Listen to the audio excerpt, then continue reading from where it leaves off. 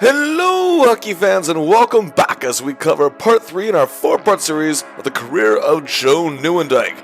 And where we left off at the end of the 1994-95 season, Joe played 8 seasons in Calgary and had accomplished a great deal after being deemed a nobody before he even played a single game. Those things included a Stanley Cup ring, a Calder Trophy as the league's top rookie, 2 50-goal seasons, one of which made him only the second rookie to accomplish that feat, 2 other seasons with 40 goals, 4 NHL All-Star games, 2 Molson Cups, had led the league once each in power play goals and game-winning goals, and is always producing in those categories consistently. His defensive game has evolved. He's very well loved and popular in the town. At this point, he was our all-time goals leader and second all-time in points, only to the man who helped Joe excel in his career, Al MacInnis. But the Flames were becoming a mess. In the 6 seasons since winning the Cup, they made the playoffs 5 times, only missing once, had more than 95 points 4 of those times, and finished first in the division 3 times, and in all 5 playoff appearances, lost to teams that he had finished better than in the standings of the following totals: 24 points, 20 points, 9 points, 12 points, and 13 points respectively over the years, and they haven't made it past the first round since 1989. Oh yes, indeed. The Flames were a heaping mess despite the consistent success in the regular season, and as team captain, Joe at times was carrying an unfair load. Going into the 1995-96 season, Joe was still a member of the Calgary Flames, as they had parted ways with Dave King after 3 seasons and hired a new head coach, Pierre Paget, who had achieved a minor bit of success in Quebec, helping to their first playoff appearance in 6 years back in 1993. But at the time, this move was seen as, what do you do when your coach can't get you past the first round? You let him go and hire another coach who has never been past the first round with 5 years experience. GM Doug Risebrough may have been an excellent hockey player in his career. It was clear that, however, at this point he had no clue what he was doing as GM. Joe was very unhappy with his contract situation in Calgary and made some headlines in the media. He and the team could not come to terms on a new deal. So he took it to arbitration, was awarded a deal worth $1.85 million, but wanted to renegotiate it into a long-term plan. He wanted to stay in Calgary, and some pundits, experts, and analysis did acknowledge the fact that Joe had been heavily underpaid. The problem with Canadian hockey teams at this point is their terrible ownership and downright cheap asses, unless you played in Montreal or Toronto. Hell, even Vancouver was dishing out some ridiculous contracts at the time.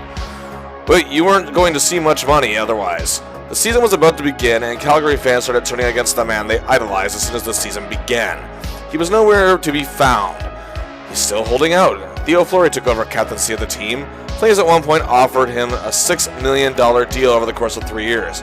He still wasn't happy, and the venom from the Calgary faithful started spewing Joe's way. But then something happened. Doug Risebrough was finished as GM of the Flames in early November after the team got off one of their worst starts ever, 1-8-3. Al Coates took over the role and didn't much care to negotiate with Joe. So, on December 19, 1995, a trade was made, as now Joe Nieuwendyk was officially no longer a Calgary Flame. He was sent to the Dallas Stars. Oddly enough, the same franchise who went back where they were in Minnesota made a trade that allowed the Flames to select Joe in the 1985 draft. In exchange, the Flames received grinding center Corey Millen and the Stars' 1995 first-round pick, Jerome McGinley. Yep, that's how it happened, folks. Let's just say this is a very historic trade for both teams. But we're focusing on Joe right now, and how he's officially a member of the Dallas Stars. During the NHL's first major expansion in 1967, the St. Paul, Minneapolis area won themselves a team. Hockey was very popular in the state of Minnesota, and so thus born were the Minnesota North Stars. The Stars of the 1970s looked to be on the cusp of something and on the rise, thanks to star players such as Bill Goldsworthy, Danny Grant, J.P. Parise, and goaltender Cesar Maniago, and future Hall of Famer Gump Worsley. But due to many bad decisions, internal problems, and just players not producing, the Stars truly began to suck in the mid-70s. And from 1973 to 74 to the 78-79 season, the Stars missed the playoffs 5 out of 6 times. It didn't amass anything on a winning record, but beginning the 1978-79 season, a young prospect named Bobby Smith gave the team hope, as did a smart hockey mind, their new general manager, Lou Nanne. In the 1979-80 season, the Stars looked on the right path, derailing the dynasty of the Montreal Canadiens that year, making it to the semifinals bolstered by a crop of young talent led by Smith. They also had a young star defenseman, Craig Hartsburg, 40-goal scoring forward Al McAdam, and Steve Payne. Other young talents such as Tim Young, Glenn Sharpley, and Tom McCarthy up front, plus tough defensemen Brad Maxwell, Paul Schmier, and Gary Sargent, and in goal veteran Joe Meloche. The next year, they added a rookie by the name of Dino Ciccarelli and a young prospect goaltender to back up Miloš named Don Beaupre, and they made it all the way to a miracle run in the Stanley Cup Finals, but lost, of course, to the powerful Islanders who were in the midst of their dynasty. For 7 straight seasons beginning in 79-80 all the way to the 85-86 season, they made the playoffs every year, appearing in one Stanley Cup, even making it to the conference finals a couple times. And the talent was there. Smith, McCarty, Broughton, Ciccarelli, Payne, and Hartsburg were a big part of it, as were Keith Acton, Dennis Merrick, Dirk Graham, Tony McKegney, Kurt Giles, Scott Bustad, Bob Rouse, and of course Don Beaupre and Joe Miloš. And top draft pick, Brian Bellows. In 1986, however, Smith had gone to the Montreal Canadiens a couple years prior and won a Stanley Cup with the Habs that year as he left the team, while Craig Hartsburg was starting to deal with severe injuries and many questionable draft picks and flops, as well as top players not performing up to par, experiencing injuries such as the shoulder problems of Neil Broughton. The Stars were terrible as the late 80s drew to a close, but as they were a team always on the something of that could be great but never get there, and now they were one of the worst teams in the league. But being the worst team in your league does have its advantages sometimes if you make the most of it. In 1988, a kid out of Michigan by the name of Mike Modano was the first overall pick, and the last bit of business before Lou had resigned as GM. The Stars started making the playoffs again, but they were always at the bottom seeded teams, and despite the additions of all-star forward Mike Gardner and star defenseman Larry Murphy, no progress was being made, and they were pretty much gone shortly after. Modano had joined the team, but wasn't quite where he needed to be yet. A new regime began in the 90-91 season under GM Bob Clark. The former Philadelphia Flyers legend, Hall of Famer, who was GM in Philly, had his team appear in 2 Stanley Cup Finals, and their new coach, Bob Gainey, the greatest two-way player of all time at that point, a future Hall of Famer in his own right after 16 seasons and 5 cups with the Habs. The Stars made a miracle run to the Stanley Cup Finals in 1991, winning just 27 games all year. With longtime stars Broughton and Bellows, as well as a returning Bobby Smith, they also had Modano, Dave Gagne, a former Flyers star Brian Probb, defensive core Mark Ginordi, Kurt Giles, and Brian Glynn, with goaltender John Casey in net. The Stars were amazing in these playoffs before losing to the Penguins in the finals. They failed to capitalize, however, on that success and remained a mediocre club, barely making the playoffs the following year and missing them the next. Brian Bellows left the club after 10 years and won a Stanley Cup with Montreal. The Stars left Minnesota and moved to Dallas, in a move that broke the hearts of people in the land of the Thousand Lakes. But despite naysayers, hockey actually became pretty popular in Dallas, despite heavy competition from other sports.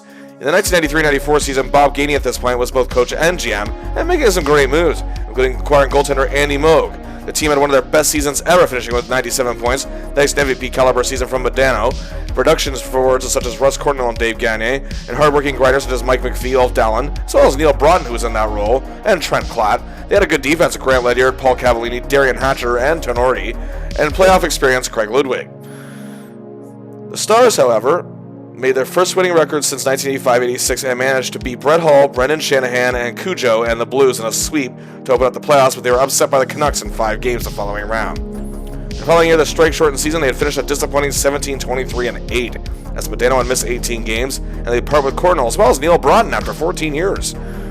However, Neil went on to win the Stanley Cup, his first and only one, with the Devils. Same old story, on the cusp of something, but they can't get there. Can our hero change this? The team that Joe was joining was still led by Bob Gainey, but behind the bench and in the office. The Stars were 10-13-7 and recently gone on a 6-game losing streak. They were also suffering many injury issues, and it didn't look good for this season. Modano was still doing the best he could on the ice. They had veterans goal-scoring forward Greg Adams, Brent Gilchrist, Todd Harvey, and did make a smart acquisition, acquiring superb defensive center, adding veteran leadership with another former Montreal Canadian, Guy Carbonneau. Dave Gagne would soon be traded, and Benoit Hogan arrived. Finnish import rookie Jiri Lehtinen showed promise, and defense did have tremendous upsides with the Hatcher brothers, both Darian and Kevin, as well as Ludwig and Ledyard, and they later acquired Daryl Sador from the Los Angeles Kings and still had Andy Moog in net. He was playing okay. Backup Darcy Rocklick, however, was not playing so well. But can our hero energize this team at all? I mean, there's talent, but not exactly a champion in waiting. So now the era of Joe Nieuwendyk with the Dallas Stars begins. His time with the Stars would begin on December 23rd, 1995, sort of a home-and-home series with the Blackhawks. He had a nice reception for the Dallas fans at Reunion Arena, and while he had 3 shots on goal, the Hawks shut them out 2-0. On Boxing Day, the Stars lost 5-3, and Joe was a -3 in a poor performance, despite 4 shots on goal. He failed to register a point in his first 5 games with the Stars, all of which they lost. However, he played much better in the 6th game. The Stars were facing the mighty Red Wings, and Joe had 2 assists in the outing, giving the Stars a shocking 2-0 lead, setting up goals for Brent Fedek and Greg Adams. But the Stars blew a 3-0 lead, robbing them of a huge upset. And in the next game against the Jets, Joe, along with Modano, set up lead yard for the game-winning goal with just 20 seconds left to play to snap the Stars' 7-game winless streak. For his first goal as a Dallas Star, the 315th of his career, came on setup from Mike Modano at his power play in a tie against Gretzky and the struggling Kings. Joe was seemingly having trouble finding his footing, and the Stars weren't improving at all. Then they went on a 3-game Western road trip. Joe picked up his game, however, and a goal and assist over former rivals Vancouver. Then he scored a goal against the former rival Edmonton in another win. But then came January 26, 1996, his first game against the Calgary Flames since his departure. Joe was booed mercilessly, even during the warm-ups, the fans feeling he had betrayed them. And the Flames at this point weren't doing much better than the Stars. Joe helped the Stars take a 2-0 lead when helping Modano assist on a goal from Gagne. And with the Stars leading 2-1 in the second, Modano and Gagne set up Nieuwendyk for a power play goal, and the Stars had a 3-1 lead and went on to win 4-2.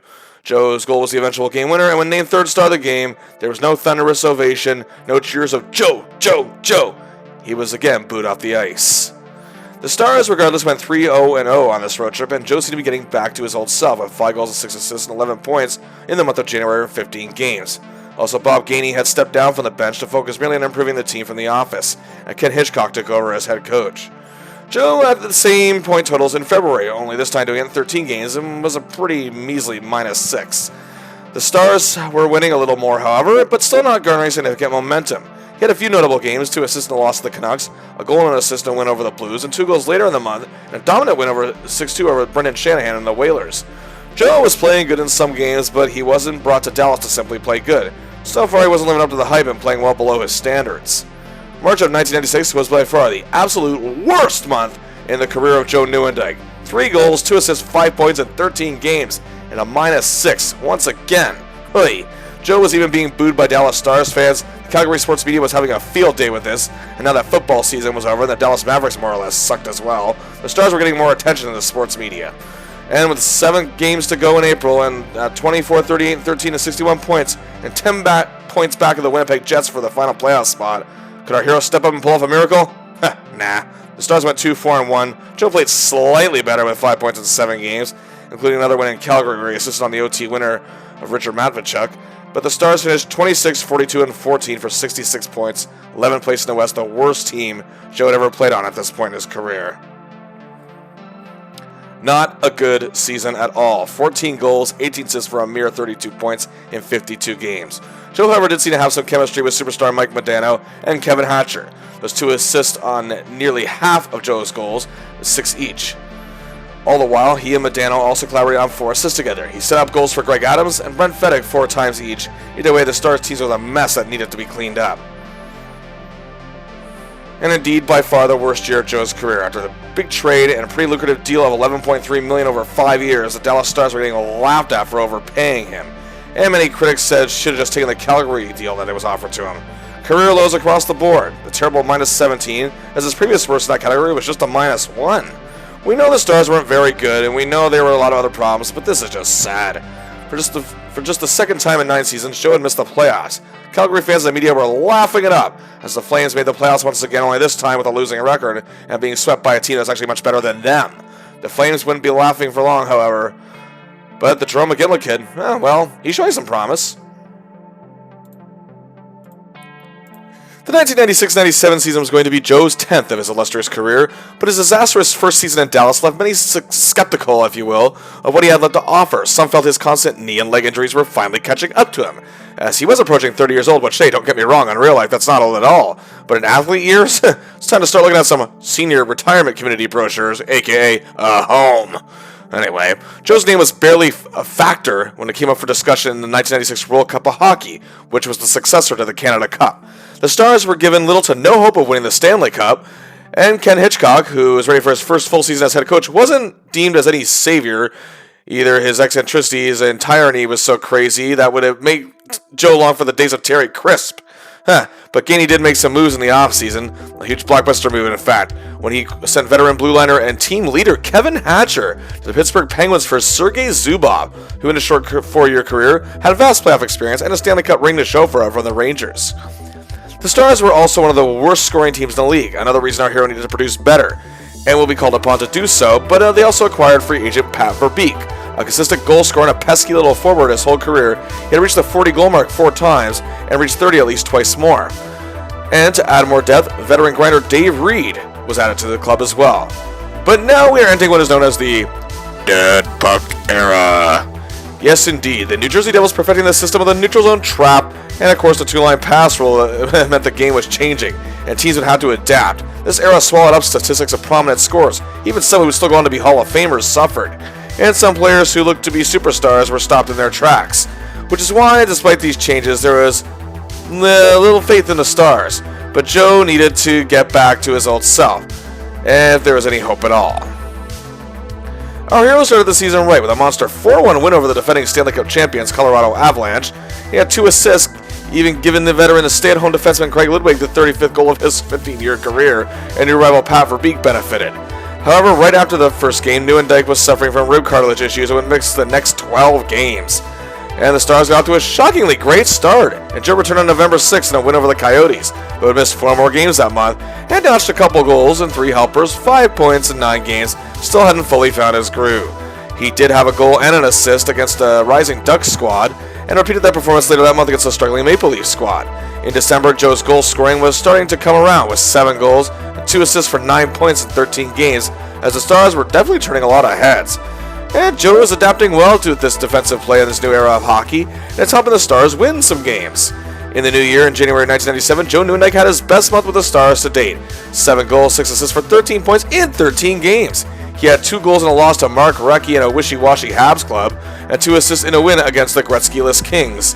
Joe's neutral zone defensive abilities were also paying dividends as well. In February, Nieuwendyk was on a tear, and so were the Stars. Another point a game this month with 9 goals, 4 assists for 13 points in 13 games. Some big performances. He notched 2 goals to begin the month in a grueling OT loss to Stevie Y, Shanny, and the Red Wings. But they got their revenge on Valentine's Day as the Stars and the Wings, who were competing for the top spot in the Central Division, and thanks to Joe's 2 goals on former teammate Mike Vernon, the Stars would go on to win in overtime. Joe would then score another 2 goals in a dominant 6-1 win over an improved Oilers squad, and then in a huge game on February 27th against Joe Sakic and the defending champion Avalanche, who the Stars were actually contending with for first place in the entire Western Conference, dominated them 6-2. Joe assisted on goals Daryl Storr and Mike Modano, and then blasted one past Patrick Waugh on the power play in the third. A huge 3-point night for our hero, as Dallas fans were now welcoming of Joe and truly see how he could work his magic. However, the Joe woes of March continued. He had only 6 points in 11 games and struggled a bit despite a 2-goal effort on March 19th in a dominant win over Keith Tkachuk, Jeremy Roenick, and Mike Gardner and the Phoenix Coyotes. The Stars were red hot, however, only losing 1 game all month, but Joe went on a 5-game pointless streak that spilled into April. In April, with 7 games remaining, the Stars finished weak and were unable to catch the Avalanche for first overall in the West, and Joe wasn't much better this month with 2 goals, 3 helpers, not even averaging half a point a game, was a pretty bad -6. But his lone goal that month, however, made him reach the 30-goal mark for the 7th time in 10 seasons. And regardless of his rough finish, he played a lot more like himself this season. And now the money he was paid was no longer being questioned. The Stars finished a surprising 48, 26, and 8 for 104 points, the best regular season in franchise history, and won their first division title since 1984, finishing 2nd overall in the West. Our hero was about to make the postseason again, as now, oh yes, it's playoff time. And the 2nd-seeded Stars were facing the 7th-seeded Edmonton Oilers, a team Joe was all too familiar with from the Battle of Alberta. The Oilers, however, are making their first playoff appearance since 1992 and have vastly improved despite a losing record at 36, 37, and 7 for 79 points, 25 back of the Stars. Fans in Edmonton, however, were excited about hockey again. They were led by master setup man and top scorer Doug Wade, and had 30-plus goal scorers in Ryan Smith and Andrei Kovalenko. And despite numerous injuries, Jason Arnott was strong when healthy. They also had another decent goal scorer in Mariusz Czerkawski, as well as grinders Mike Greer and Todd Marchant, and other hard workers such as Rem Murray and Dean McCammon. You may not have an all-star team, but you certainly have a hungry one. On defense, they were led by the talented Brian Marchment, and both Boris Mironov and Dan McGillis played pretty well, and dependable veteran Luke Richardson was also on board, and Jeff Norton. But the man dominating the highlight reel that year for the Edmonton Oilers was former St. Louis Blues all-star, the man simply known as Cujo, Curtis Joseph. And they were coached by Ron Lowe, while the man behind their success in the 80s, Glenn Sather, was still their general manager. Our hero was facing pressure as playoff woes in Calgary were brought up a bit by the media, but this is a whole different team, a different era. And despite not having won a playoff series since the Cup in '89, the fact is Joe still played very well in some of those first-round losses. And the fact is, he does have he has his name on the Stanley Cup, easy for me to say. One of the reasons he was brought to Dallas was in fact to win that. And here we go. Game 1 at Reunion Arena in Dallas. It does not start well as Marchand scores a shorthanded goal to give the Oilers a 1-0 lead. However, later in the period, we got Richard Matvichuk setting up Joe Nieuwendyk, his 33rd career playoff goal, and the game is tied. 30 seconds later, the Stars took the lead, but the Oilers would tie it 2-2 after 1, as well as after the second. It was 3-3 in the third period, but late in the game, winner by Modano and an empty netter gave the Stars a 5-3 win, starting off the series right. This was Joe's first Game 1 playoff win since the 1989 Stanley Cup Finals. Game 2, however, was a different story and not a good one. Our hero played poorly. A holding the stick penalty from him resulted in the Oilers' power play goal and would take another bad penalty mere minutes later. Cujo was insane in that, 25 saves for a shutout. Our hero had 4 shots and was a -1 with his 4 penalty minutes and a 4-0 Edmonton win. The series is tied. We shift back to the north. Game 3, Oilers fans haven't felt this good in years, but the Stars came to play this go-around and led 2-0 after one period. Andy Moog was making great saves. In the second period, the little ball of hate, Pat Verbeek has it. Then to Benoit Ho, to Joe Nieuwendyk, who makes it 3-0, and it stays that way after 2. The Oilers had their fun, but let's face the facts here. And the fact is the Stars blew a 3-0 lead, and the Oilers tie it, and we're off to overtime. And Tuffy Kelly Buckberger scores. Oh, this cannot be happening. The Oilers lead the series 2-1. Game 4, the loudest at Northlands Coliseum, and the familiar boos that Joe heard all those years he played in Calgary are directed at him in vile fashion, despite the uniform change. They say once a flame, always a flame in Edmonton. The Oilers stuck first on the power play, but 3 minutes later, the Stars were on one of their own. Enter our hero. Joe anchors the advantage as he gets it back to Sador, who sees Mike Modano, scores a huge goal. It's tied 1-1 after 1, and it was 2-2 after 2, but the Stars stunned the Oilers to take a 2-goal lead early in the third. Despite the Oilers making it competitive, the Stars would hang on and win at 4-3. The series is tied. We're going back to the Lone Star State. Game 5, the Stars faithful feel the fluke is over as both teams are playing their trap system, and the checkers are doing their thing on both ends, but Joseph is facing a little bit of pressure while Moog is given plenty of breathing room. It's scoreless at the end of regulation. In overtime, we see a thrilling set of attempts, but Moog remains largely untouched and makes all these stops when he has to, however, while Cujo has a flair for the dramatic. The first OT solves nothing. And then the second OT, just 22 seconds, and Ryan Smith scores. Silencing the crowd, the Oilers win. They have a 3-2 series lead. Joe sent a deja vu has to be kicking in as we head to Edmonton for Game 6. And the Stars decide to dress 16-year veteran Neil Broughton, who had returned the club after a 2 years absence, being acclaimed off waivers, as he does have vast playoff experience with 133 postseason games to his credit and a Stanley Cup ring as part of the Devils, that won the same system that won him the prize in 1995. It was the Cujo Moog show. Both goalies were incredible. It was tied 2-2 after 2 periods, but with 5:18 to play, Mike Modano scores. Andy Moog holds him in the rest of the game. We're going to Game 7. And indeed, Reunion Arena is excited for Game 7 in what has been a very entertaining series, but the Stars need to do this. They are stacked with playoff experience now, but the Oilers made a key change. They added Kevin Lowe to the lineup, the last remaining member of that Stanley Cup glory year in 1984, which began their dynasty. And now in his 18th season, after a 4-year tenure with the Rangers, where he collected Stanley Cup number 6, he returned to his old club and was activated to the game due to his vast playoff experience and 6-2 record in Game 7s in a playoff series. Joe was anxious and ready to play. And just 1:38 in, Langenbrunner to Joe, to Benoit Hogue for the goal. The Stars strike first, but literally 7 seconds later, the Oilers tie it. 1-1 after 1. The Oilers took a 2-1 lead in the second. Then Dallas took a 3-2 lead. Then it was 3-3 after 2. In the third period, Cujo was making his own highlight reel in net once again, while Moog was also coming up big. Time was winding down. It's time for OT. It has gone down as one of the most exciting overtime periods in playoff history. A true roller coaster thrill ride. But Marchand scores a great goal on Moog. The Stars' dream season is over. The more things change, the more they stay the same. Well, Joe now in his last 6 playoff appearances has been a part of a team that lost an underdog team that they were much better than. And while the Stars should have won, they weren't exactly embarrassed. It was a great series and the Oilers' strategy worked slightly better. But it was still heartbreak for our hero and his team. Joe played good in some games, lackluster in others, but the Oilers were good at containing the top forwards in this series. Edmonton, however, would be beaten by Colorado in the next round in 5 games. Well, Joe had rebounded this season with a total of 30 goals, 21 assists for 51 points in 66 games. A huge improvement over last season. It was lined with veteran Pat Verbeek and rookie Jamie Langenbrunner quite often. Verbeek wasn't the goal-scoring machine he was touted to be this year, but regardless, he and our hero had some good chemistry. but Joe took young Jamie under his wing, and it helped him be an efficient setup man for our hero, with nearly half the assists he notched that year, 11 in total, going to Joe. Verbeek benefited, however, as did Mike Modano the odd time he and Joe would be together on shifts, as he assisted on 5 of their goals each. Meanwhile, much like his glory days in Calgary, he grew with the defensemen once again, as Zubov, Hatcher, and veteran Grant Ledyard were all key, but it was Daryl Sador, who is now in the Al MacInnis role, as he and Joe teamed up with a third of Joe's 21 assists. Unbelievable. Joe Nieuwendyk's rebound season resulted in big things for Dallas, their best regular season ever, their first division title in 13 years, and also Joe's 6th division title of his career. He was a major reason for that. He improved the Stars' power play significantly, and he was now taking on a mentorship role that the likes of Hakan Lube, Mike Bullard, Sergei Makarov, Al MacInnis, Lanny McDonald did for him in Calgary. Joe's arrival in Dallas had truly happened after what was the worst year of his career. The media in Calgary was suddenly silent. The NHL media had started to change their tune. And to top it off, his 7th 30-goal season. Be that as it may, the playoff woes, however, haven't changed at all for our hero, but he is making the league take the Stars seriously. Despite their unceremonious playoff exit, the Stars are now looked at in a whole new light. So much so they're given the 4th best odds of 26 teams to win the Stanley Cup. And our hero was a huge reason to thank for that. But Gainey made more changes, a huge one as a matter of fact, in net. Andy Moak had departed the team and would sign as a free agent with the Montreal Canadiens. However, a monster deal was made on July 2nd, 1997.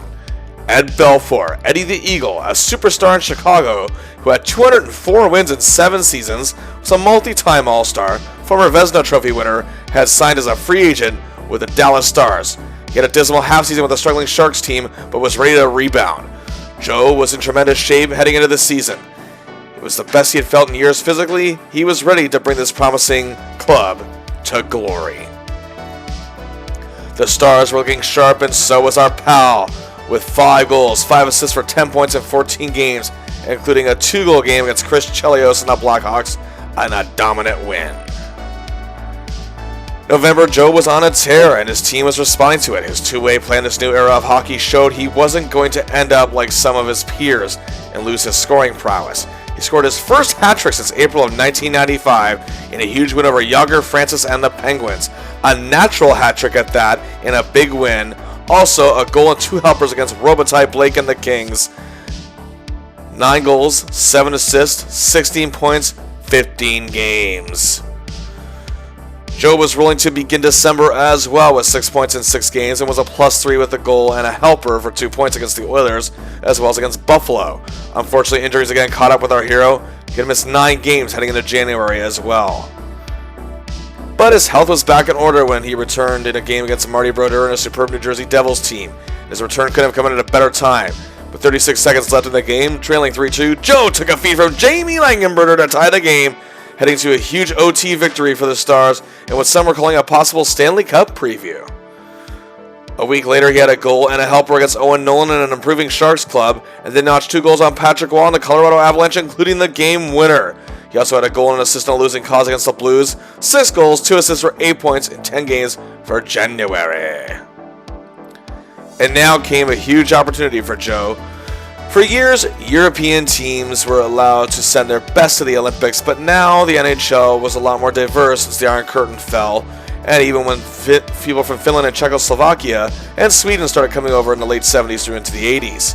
But then again, most of these teams could send their best to the Olympics to represent their respective countries, but now with so many of them in the NHL, that's not the case always. Joe had played for Canada and won a silver at the World Juniors in 1986. He was only able to play 1 game at the 1990 World Championships. He was injured during training camp of the 1991 Canada Cup and was barely considered for the 1996 World Cup of Hockey. But at long last, Joe Nieuwendyk was going to get a chance to represent Canada. As part of the first NHL-laden Olympics, it made sense that Joe was selected, as he was having a really good season, and Bob Gainey was influential as an assistant GM to Bob Clarke. He was also the only Dallas Star to represent Team Canada, but would be reunited with 2 men who were a big part of his career, Al MacInnis, who was still having all-star seasons with the St. Louis Blues, and Theo Fleury, who was perhaps the only thing Calgary fans had to cheer about these days. 6 Dallas Stars players, including Joe, had made it to the 1998 Winter Olympics in Nagano, 2 for Finland, rising star Jiri Lehtinen and Juha Lind, as well as Team USA benefiting greatly from the Stars franchise with superstar Mike Modano, Joe's line mate Jamie Langenberger, and team captain and defenseman Darian Hatcher. Joe was on a Canadian team that would feature 14 future Hall of Famers. He began the tournament by setting up Al McInnes for a goal in a huge 5-0 dominant win over Belarus. In Canada's next game, a tight 3-2 win over Sweden, Joe had an epic game, and it all happened in 8 minutes. Down 1-0 in the second period, it was Lindros to Blake to Joe, who scored to tie the game. Oh, but now we have a power play, and it's that familiar combo. I'll say it for old time's sake. Joe to Al! He scores, and Canada leads nearly 3 minutes later. It's the reunion of the Joe and Theo, the Theo and Joe show, as they set up Rob Blake for what would be the game winner. Hoo-ha! Joe was deemed a hero in the Canadian sports media. Canada went on to throttle Team USA 4-1 and go undefeated in the quarterfinals. It was a pretty tame Kazakhstan team that stood in the Canada's way in the medal round, and just a minute and a half in, I should say, it's Theo to Joe. Canada would never look back. 4-1 win. Then came a huge game against the powerful Czech Republic, led by NHL poster boy Jaromír Jágr and the man in net, the Dominator Dominik Hasek. The winner goes to the gold medal game. Hasek and Canada's Patrick Waugh put on a goaltending clinic. It was 1-1 after regulation. Then we went to a shootout after overtime solved nothing. Fleury was the first shooter and failed. Joe and Theo's former teammate Robert Reichel, however, would fool Waugh and get a goal. Bork would fail on his attempt, and Canadians were collectively biting their nails, but Martin Rachinski couldn't solve Waugh, and now our hero is up. Could he be the Canadian hero right here once again if he doesn't score? Hasek is one of the best breakaway stoppers in NHL history. The Czechs can't put it away. Lindros can't tie it. Jágr could no doubt win this thing for the Czechs, but he does not. So our last hope is Brendan Shanahan. The Czechs win. Lost that would haunt Canadian hockey fans and the players on this team for 4 years. Canada could still go for the bronze, but they put in a half-assed effort, hacking it against Finland. And a miracle they only lost 3-2 as Waugh was standing on his head. No medal for Canada, no medal for Joe. It was a huge opportunity. His performance against Sweden was definitely very memorable. The Czechs could win the gold, of course. And they did. On Stars teammates Lettinen and Lynn would get a bronze for Finland. For players like Wayne Gretzky and Ray Bork, this was their last chance. Who knows if it was Joe's or not. But there could be no dwelling on this. Joe still had a Stanley Cup he wanted to win, and the Stars could very well do it. In February, there were only 3 games before the Olympic break and 2 after. Joe averaged a point a game with a goal and 4 helpers, in which Dallas won all 5 games. He had 2 assists before the Olympic break started against Chicago, both goals courtesy linemate Pat Verbeek, who regained his goal-scoring touch. And we head into March, and it's been very unkind to Joe many times in his career. But that would not be the case this time, as he had a huge 8 goals, added 2 assists, and was a monster +8. His defensive play was key in the Stars and their success as well. But on March 13, 1990, he would truly play a beauty, scoring 2 goals to take a 2-0 lead against Solani and the Ducks in the first period. In the second period, up 3-0, Joe scores second hat-trick of the year and gives the Stars a 4-0 lead. His 30th goal this season, reaching the mark for now an 8th time. He adds goal number 4 late in the third for a 6-3 win. He was named first star of the game, and oh yes, the chance of Joe could be heard again, only this time in Dallas. His 2 helpers of the month came in the same game. 6-1 dominant win over the Carolina Hurricanes, that is, who had moved from Hartford, and former teammate and best friend Gary Roberts was now in their club, who made a triumphant return to hockey after his career was deemed over. Both assists were again to Verbeek.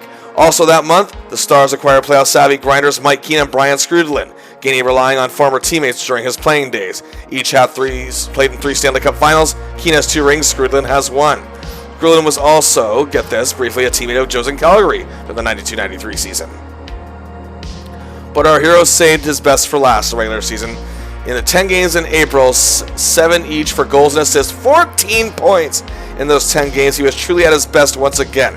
2 goals on April 6th, including the huge game winner against Sundin and a pathetic Leafs club. 2 goals and 2 assists for 4 points, a huge night in a 5-1 win against a lowly Lightning team. And then they sent a message to the defending Stanley Cup champion Detroit Red Wings and pretty much secured first place in the Western Conference with a 3-1 win with 2 goals from Verbeek and Joe assists on all 3 goals of the game. This Stars team and our boy means business. Joe was once again in discussion for end-of-season awards. It had been a while, but many feeling he was a lock to be a finalist at the very least for the Lady Byng Trophy, and could be considered very strongly for the Hart Trophy as league MVP.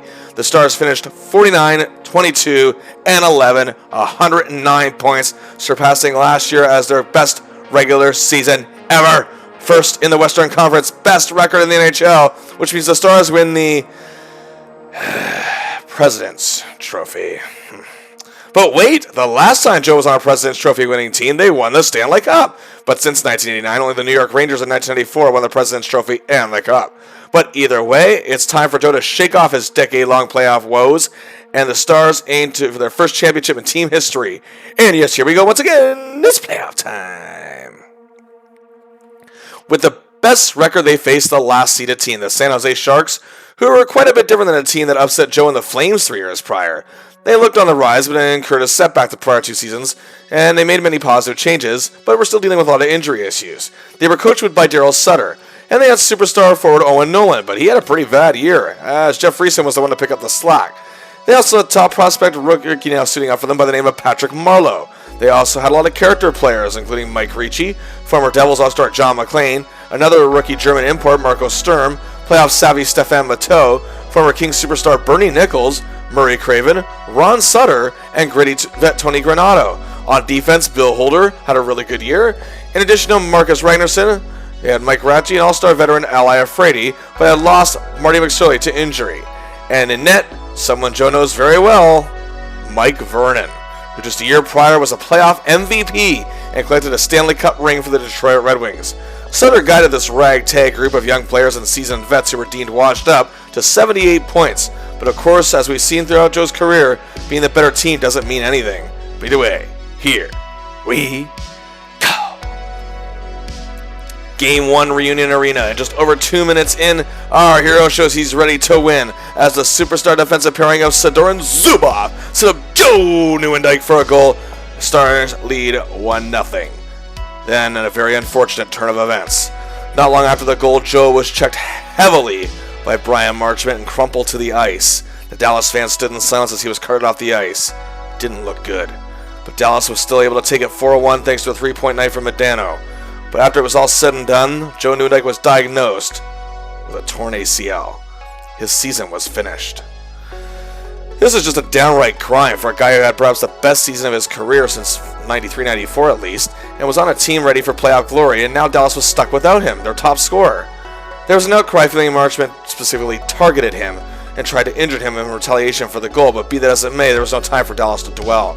But Joe would support his team from afar. Dallas took Game 2, but the Sharks fought back to tie the series in San Jose. The Stars took an exciting Game 5, and would end up winning the series in 6 games and are moving on. Oh man, at this point it looked like if Joe didn't have bad luck when he came to the playoffs, he'd have none at all. I mean, he scored the first goal of the series, and only saw just 4 minutes of action, and finally, for the first time in 9 years, he was part of a team that won a playoff series, and wasn't even there to see it happen. But even from his hospital bed, his undying support of his team was there. The Stars season, however, must go on, and now they have a chance of revenge at the very team that upset them last year, the Edmonton Oilers, who finished with 80 points and were able to pull off another first-round upset, this time over Colorado. The team was very much intact from the year before, but had added Bill Guerin to strengthen their scoring and Yanni Niinimaa to add depth to their defense. The first 2 games were split, the Stars winning the first 3-1, thanks to 2 goals from Zubov and 3 assists from Modano. The Oilers grinders shut the Stars down, however, in a 2-0 win. The Stars took the next 2 games in Edmonton, however, thanks to big performances from Benoit Hogue, as well as Belfour's superb goaltending. The Stars took the series in 5 in a tight clinching game, and are off to the conference final. All Joe could do was watch his team bask in their glory, and he badly wanted to be there. But be it watching on his TV at home or up close on his crutches, he's one step closer to having his name engraved on the Stanley Cup for a second time. But awaiting the Stars in the conference finals, the defending Stanley Cup champion Detroit Red Wings, who only finished 6 points behind the Stars, and polished off a determined Coyotes team and the Blues in 6 games each, and the gang was all there. Future Hall of Fame forwards Stevie Y, Shanny, Fedorov, Larionov, future Hall of Fame defensemen Lidstrom, Murphy, and Fetisov, and also front character players Draper, McCarty, Maltby, Lapointe, Gilchrist, Holmstrom, Brown, and the reliable Slava Kozlov. Also, their defense had a lot of depth in addition to these legends, Rouse, Eriksson, and former Nieuwendyk teammate Jamie McCallum. In a goal, Chris Osgood. Coaching him, the greatest of all time, Scotty Bowman. The team split the first 2 games in Dallas, but the defensive grinders held the Stars to just 14 shots, and Belfour was on point for the next game. Back in Detroit, thanks to Lidstrom, Murphy, and Yzerman, and great goaltending from Osgood, the Wings took full control of the series and put the Stars on the verge of elimination. Game 5 back in Dallas, Langenbrunner saves their season with an OT winner. But in Game 6, Dallas' season comes to an end as Osgood is a marvel and shuts them out. Of course, several fans were wondering what might have been had Joe been in action, but unfortunately we'll never know. But nobody on the Stars made excuses. The Wings went on to win their second straight Stanley Cup, and the Dallas Stars just have another hill to climb. Despite another season-ending heartbreak, Joe had an amazing season. 39 goals, 30 assists for 69 points in 73 games. He had learned to adapt to the new game in a huge way. His main man this season was Pat Verbeek, to no surprise. Verbeek assisted on 12 of 39 Joe's goals, and meaning nearly half of Pat's assists that year were to his line mate. On the other end of it, literally half of Joe's assists were to Verbeek, assisting on almost half of Pat's 31 goals. He once again had chemistry with Langenbrunner, but this time was shifted around, and again worked well with Modano when they were on the ice together. But much like Suter and McInnes in Calgary, he found success with Zubov and Sador. But the former of whom he collaborated on 8 goals with, but he also found success with defenseman Sean Chambers. Joe finished in the top 10 in goal scoring for the first time since 1991, and the 5th time in his career, as his 39 goals was 7th best in the entire league, showing he still had plenty to offer when it came to what he was truly best at. Joe again was really putting some good company on this list, a huge accomplishment indeed. And for the first time since the 1990-91 season, Joe finished in the top 10 in power play goals. As a matter of fact, his 14 extra man advantage markers tied him for 5th best, as he was tied for 5th with Shane Corson of the Habs, again showing he's a dominant presence and led the Stars best power play in the league, a vast improvement from being outside the top 10 last season. And if that wasn't enough, his clutch heroics were at an all-time best once again. For the first time since leading the league back in 1988-89, Joe was back in the top 10 for game-winning goals, finishing with 11, just 2 behind league leader Peter Bondra of the Capitals. He was truly at the form the Dallas fans wanted him at. NHL experts and pundits, the ones who stuck with him, however, saw this all happen and knew he could still deliver those important goals. Joe, however, was shortchanged when it came to Lady Byng Trophy voting, but sadly, we shouldn't be shocked at this point. For the first time since 1991, he actually did obtain votes for the award, finishing at the highest place to date at 7th. The award ultimately went to Ron Francis of the Penguins, as many felt Joe should have at least been a finalist. And for the first time ever in his career, Joe Nieuwendyk registered some votes for the Hart Trophy as league MVP, coming in 12th place with 7 votes, tied with Nick Lidstrom and Bruins goalie Byron Dafoe. How ridiculous is this, though? The Dallas Stars were the best team in the entire league, but Joe couldn't even finish in the top 10 in voting? No member of the Dallas Stars even made the top 10, and he and Belfour were the only 2 that even got votes. Mike Modano missed 30 games, and who was it that stepped up? Seems pretty valuable to me. Anyway, top it off, not even a single vote for the Selke either. Be that as it may, it was one of the best years of Joe's career, despite Olympic heartbreak and a season-ending injury that caused him to miss his first playoff win in 9 years.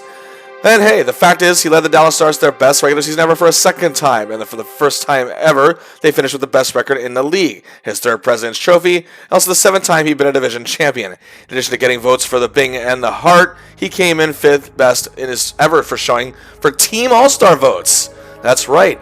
He played well at the Olympics, especially against Sweden. He stepped up when veteran superstar Modano went down, and was a true leader. He was back in the top 10 in goals, power play goals, and game winners, much like his days in Calgary. And also for the first time since 1990-91, he led his team in scoring. But Joe wanted more, and that was to get Dallas a championship, and to be there when it happens. Joe had to go not just 1, but 2 surgeries to fix his ACL tear, and meant he was going to miss the beginning of the season to boot. The Stars were even given the second best odds of winning the Cup going into the 1998-99 season, as many experts believed the Detroit Red Wings would obtain the three-peat. But again, the Stars made a change, and this one is also huge. Brett Hull, one of the biggest stars in the NHL for the past decade at this point, and a poster boy for the league along with Gretzky and Lemieux, had left the St. Louis Blues after 10 years. He and Joe played briefly together as rookies in Calgary. Modano was healthy and ready to play, but our hero was not quite ready yet. but this is a team that has now a combined 9 Stanley Cup rings on the roster, the most of anyone in the league who has not won a championship together, and 6 future Hall of Famers. The Stars were on the cusp of the it's now or never point to win a cup. Also, would our hero be the same player? I mean, he has survived countless injuries throughout his career and still managed to be one of the best, but this one is more often than not a game changer, sometimes even a career ender. Joe, however, would only miss the first 5 games and return with a vengeance on October 22nd in a win over the Coyotes with an assist, and the goal was the game winner in a tight 2-1 win. However, 2 games later, he scores 2 goals in a tie with Anaheim. He slowed down a bit in November with 3 goals and 3 assists for 6 points in 10 games, and was a -4. Half of that point total came in a huge win over the Red Wings, where our hero again had a goal and 2 helpers in a 5-1 win. Joe seemed to be back in his groove again in December, as the Stars were looking fantastic once again this year, as they only lose 1 game all month. Nieuwendyk had 3 goals, 9 assists for 12 points in 15 games, and was a +3. He had 2 assists against the Oilers, and later against the Bland Blackhawks club, and then had 2 goals in a dominant win over the Blues. The Stars looked unstoppable. However, Joe had missed 5 games in January, but had a couple highlights, one of them being a game-winning goal and a tight win against the Kings. February, Nieuwendyk's health was back to normal, so it seemed. He had 3 goals, 6 assists for 9 points in 11 games, only missing 1 game that month, and had a couple of 2-point outings, one against the Oilers and another against the Penguins. The Stars were shooting down the competition left and right. In March, Joe was continuing his good fortune, and the Stars were continuing their success.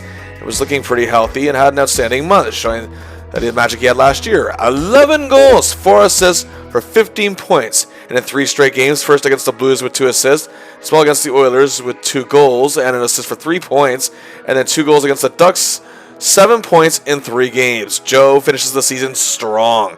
Despite missing a few games in April, he scores 2 goals against the Coyotes on April 14th, as the Stars finished 51-19-12 for 114 points. The league's best record once again, winning the President's Trophy once again. And again, the Stars for the 3rd straight year, setting a record for their best regular season ever.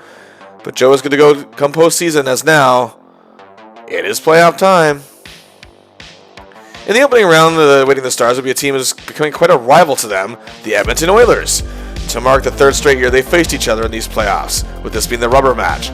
Curtis Joseph, however, was no longer their goaltender. He had left for the Leafs, and now in net for them was talented veteran Bob Essenza and Tommy Salo, who was acquired late last season. And he would be the one to go to get the call for these playoffs. Bill Guerin had an excellent year, as the Oilers obtained 78 points, despite the absence of Doug Weight for several games. Also, Mike Greer had really come into his own, while Josip Baranek and Pat Falloon lent a hand. On defense, former Tampa Bay Lightning All-Star Roman Hamrlik was now an Oiler, and they were still capable of pulling off an upset. But our hero has momentum on his side, playing very well to end the season, and hopefully he can stay healthy. But team captain and defenseman Darian Hatcher was hurt. Therefore, much like he did in Calgary, Joe wears the C in this series, as here we go. Game 1 Reunion Arena is pumped for the playoffs, and Salo is insane in net for the Oilers.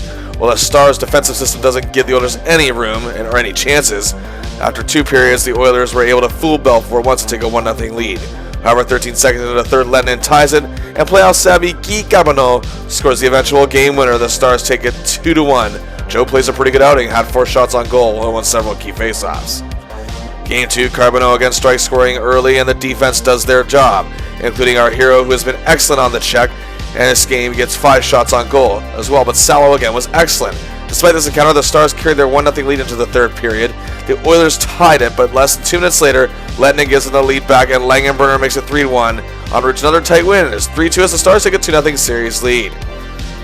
Game 3, we shift to Edmonton, and the fans at Skyreach believe an upset is still possible. Salo continues to be the star of the series as the Oilers lead 1-0 after 2 periods. The Oilers made it 2-0 in the 3rd, and it looked bleak, but Keenan Modano tied it. It was 2-2 at midway point. Cue Nieuwendyk.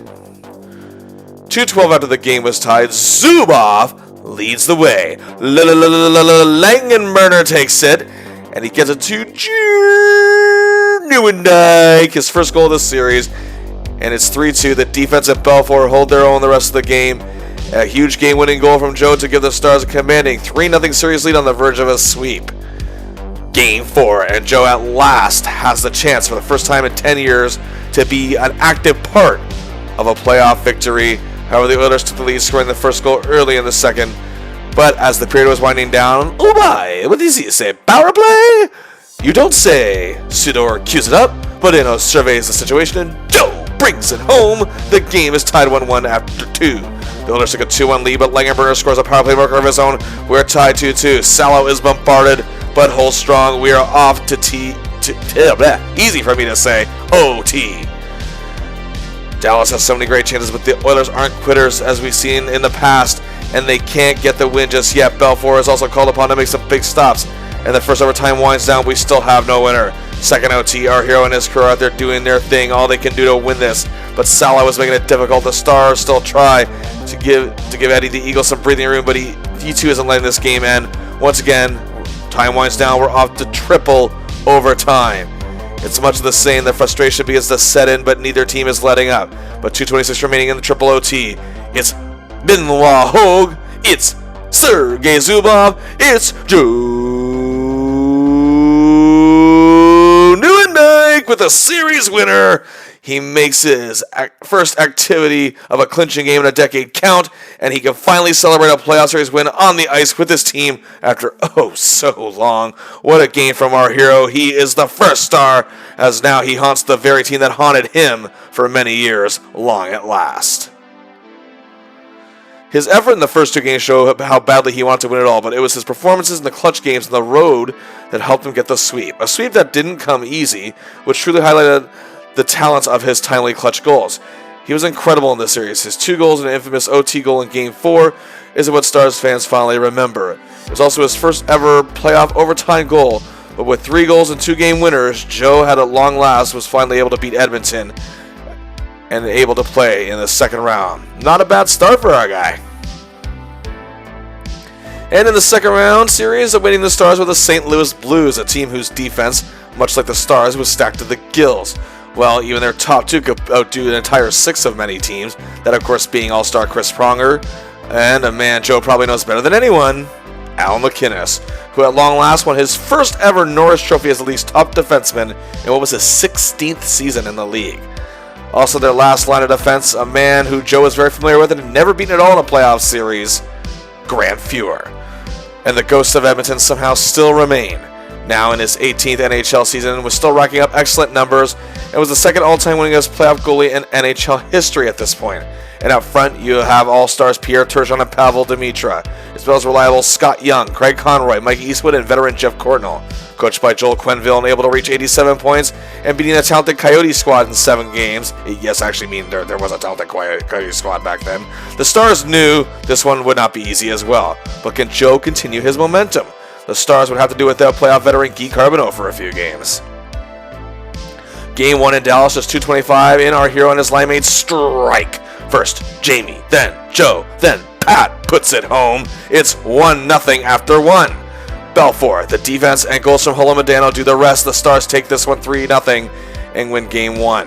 Game 2, Darian Hatcher is back, and the Stars and our hero strike again. And veteran defenseman Craig Ludwig get rid of the puck. Joe fed it to Langenberger's 1-0 Stars. The Blues would tie it, making it 1-1 after 1, and then took a 2-1 lead in the second period, but then it's Matt Tkachuk to Darian Hatcher to Joe. He gets a timely goal, making it 2-2.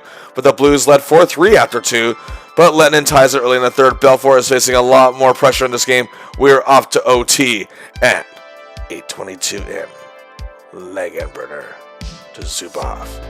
To Joe Nieuwendyk! Another huge OT game winner! His second OT goal these playoffs, his 3rd game winner of the whole postseason.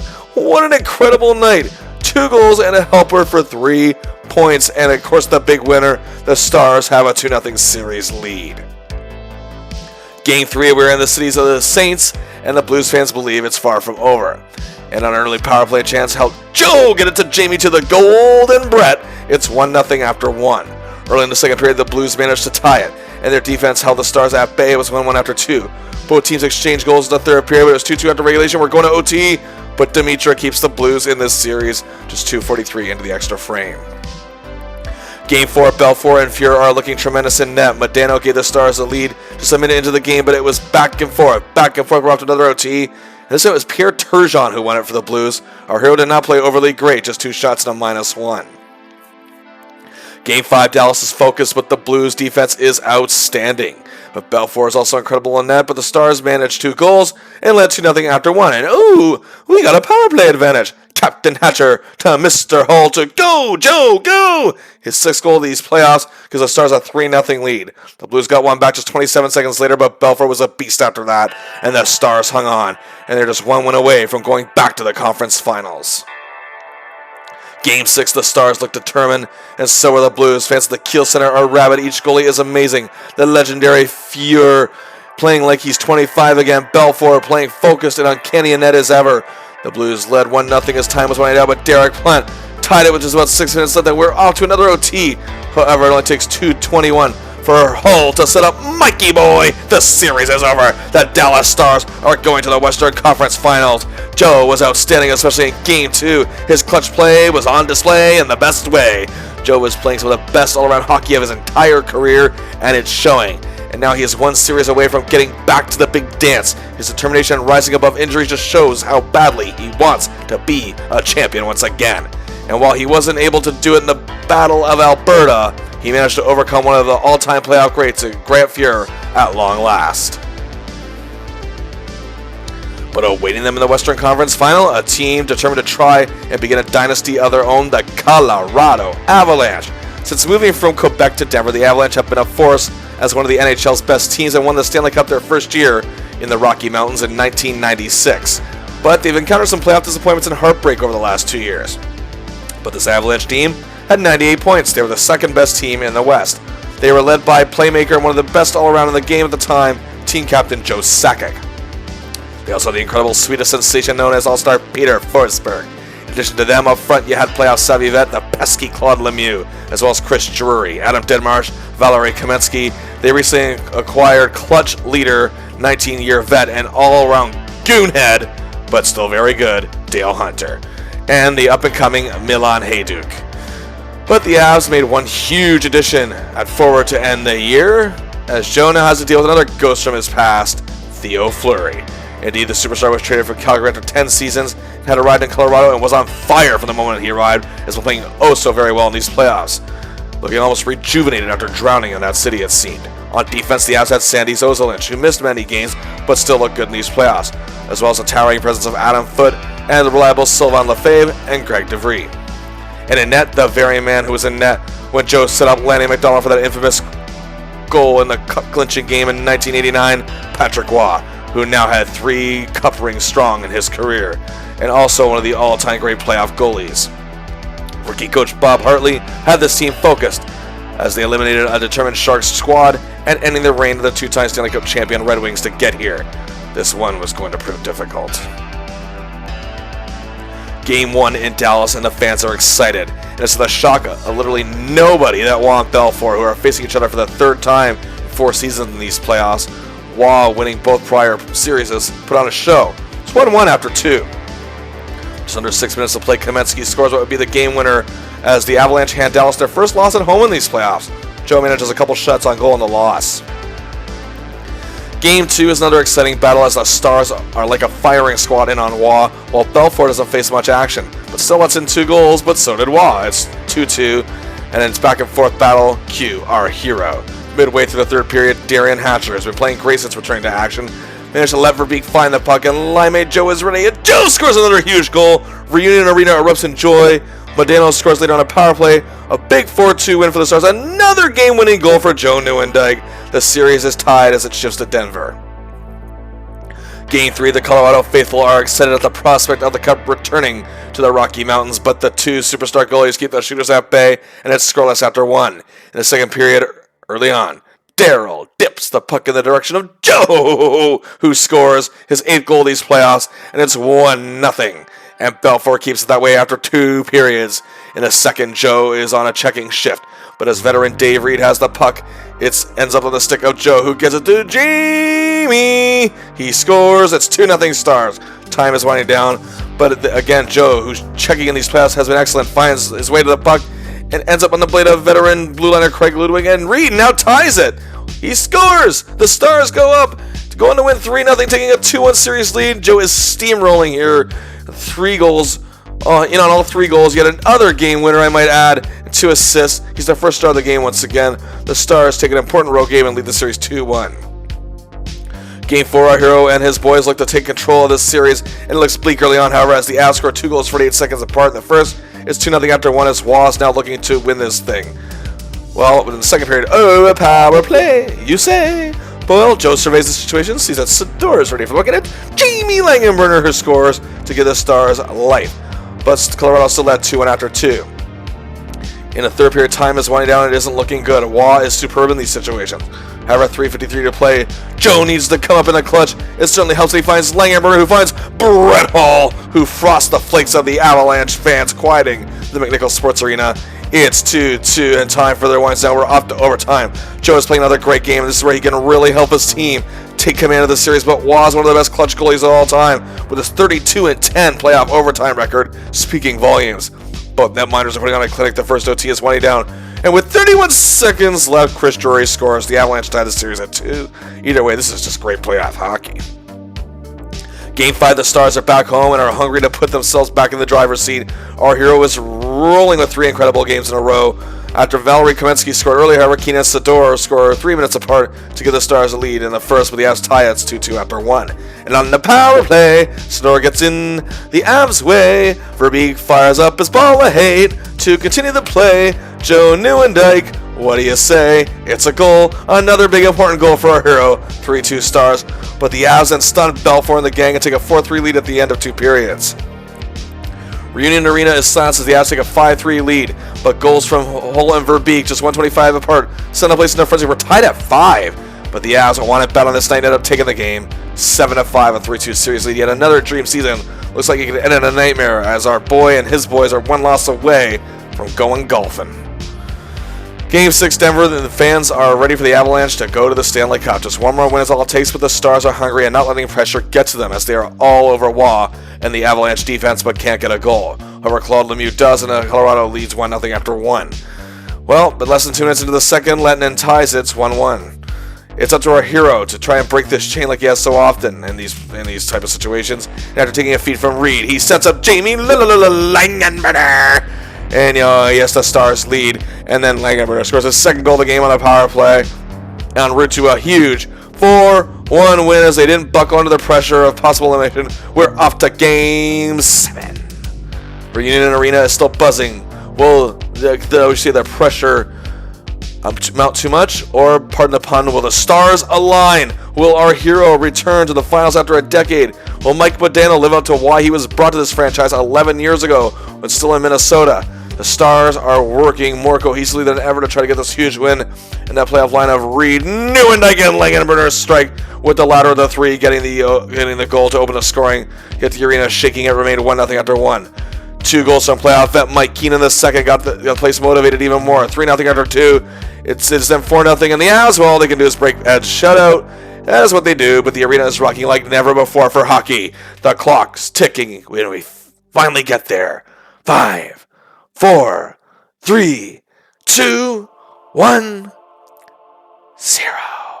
The Dallas Stars have won the Western Conference title and are off to the Stanley Cup final for the first time in 8 years, the 3rd time in team history, and the first time since moving to Dallas 6 years prior.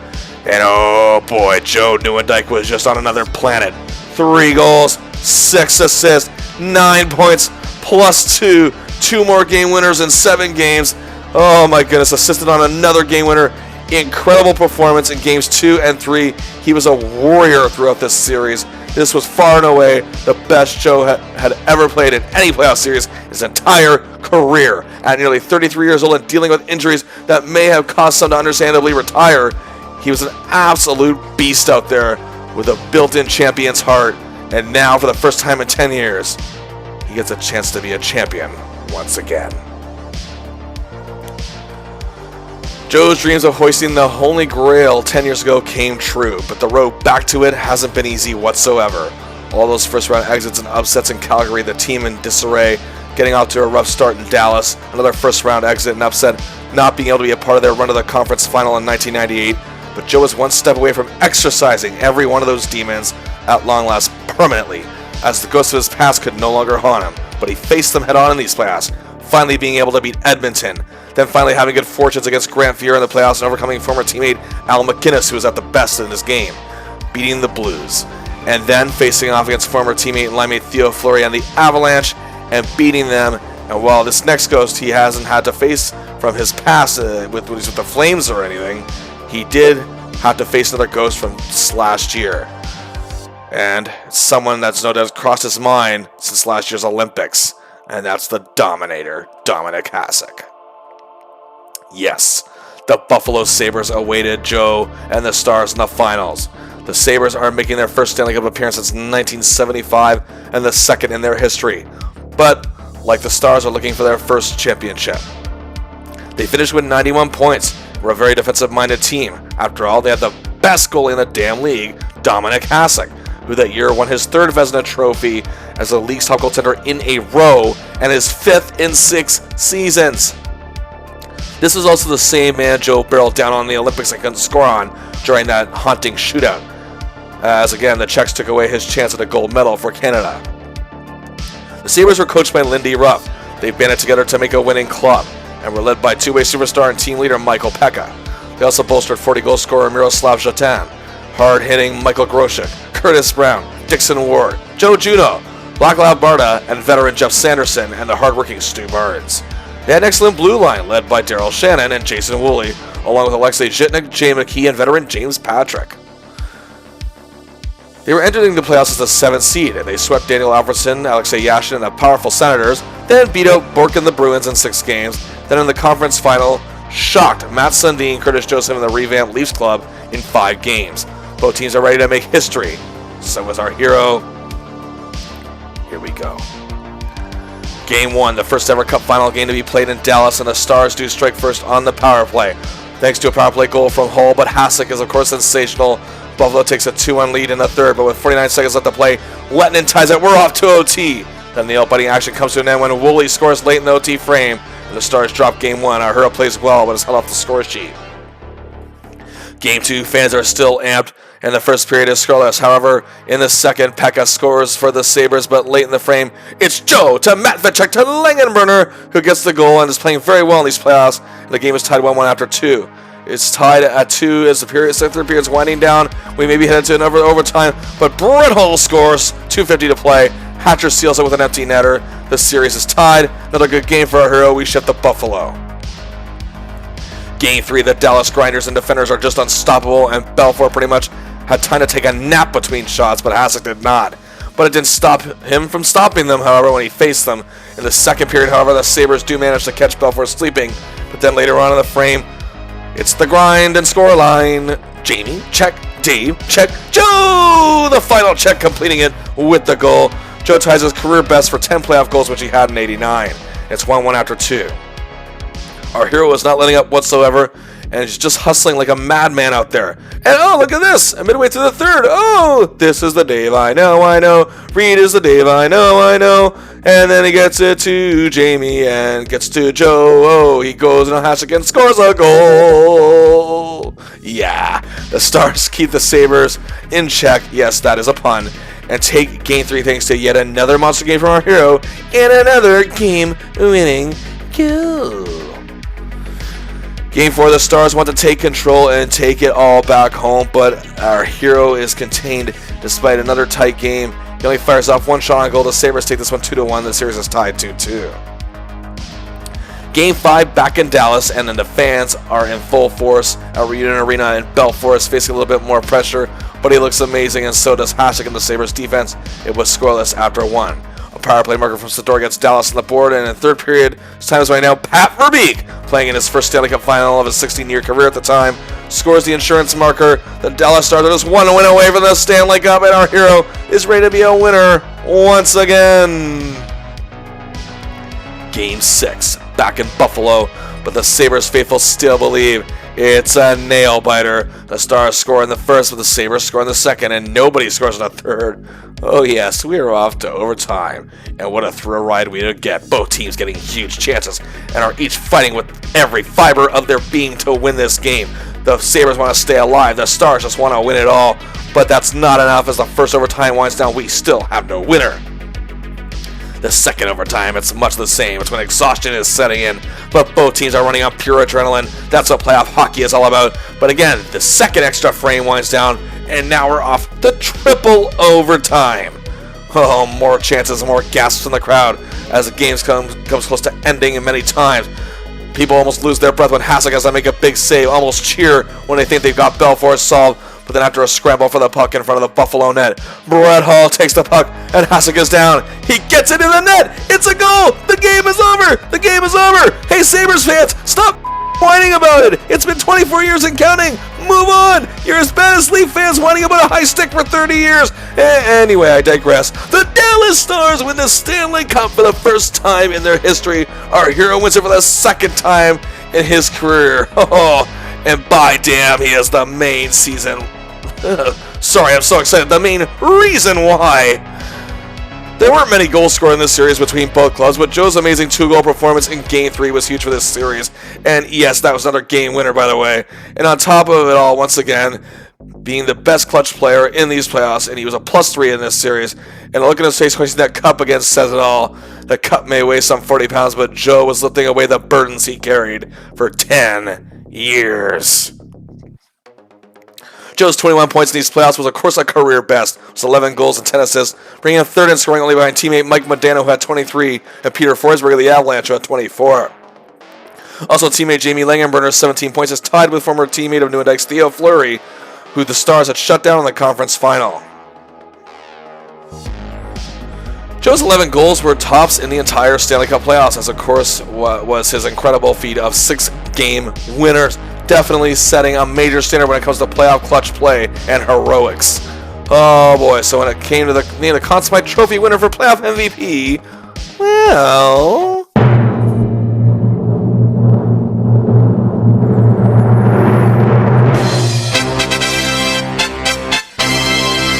Was there ever a doubt in your mind?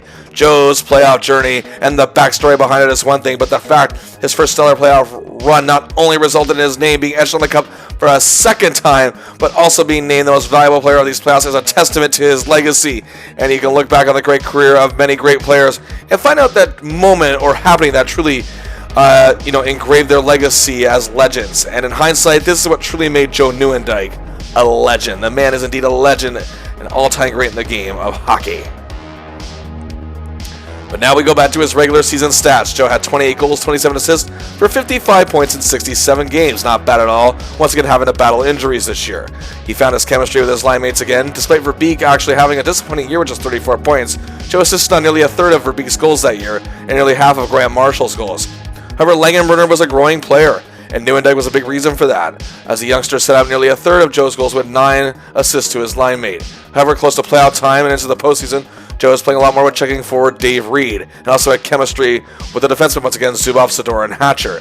Joe was once again among the leaders in the game-winning goals, as his 8th that year tied him for 4th with Bobby Holy, Tony Amani, Claude Lemieux, Mike Pekka, and Sergei Samsonov. He was 2 behind St. Louis Blues' Pavel Dimitri, who had 10, and the leader that year, by the way, was Joe's teammate Brett Hall with 11. Joe came to Dallas as part of trying to build a puzzle that had all the right parts, but was just all over the place. There were a few missing pieces and were connecting. His second Stanley Cup title was thanks to his clutch performance and ability to win his team games and score not just game winners, but goals at times when they are needed above all. His reputation has been built on that. Through injury and pain, Joe gutted it out and played every playoff game and played his heart out every night, and like a soldier in battle. Dead focus on his target and ambition, the ghost of his woes have crossed over to the rear view and truly cemented himself as an NHL great in 1998-99.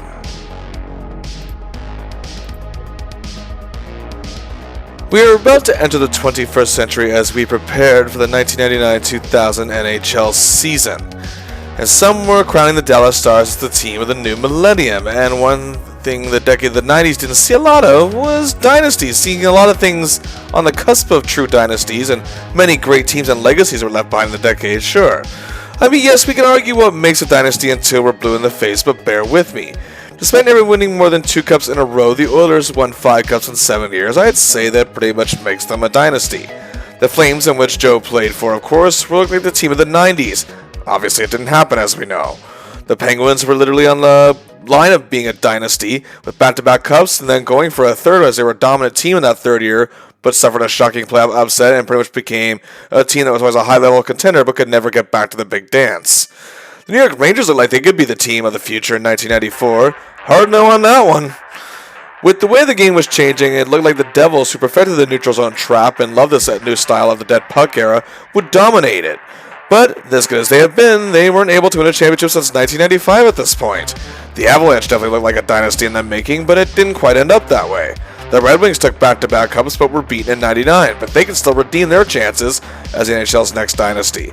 Either way, this era was full of really memorable and excellent teams, but the Stars, along with the Wings, were tied for the top choice by the odds makers to win it all.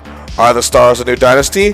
They had to deal with the retirement, however, of playoff veteran Craig Ludwig, as well as they lost Pat Verbeek to Detroit, and Dave Reed went to Colorado.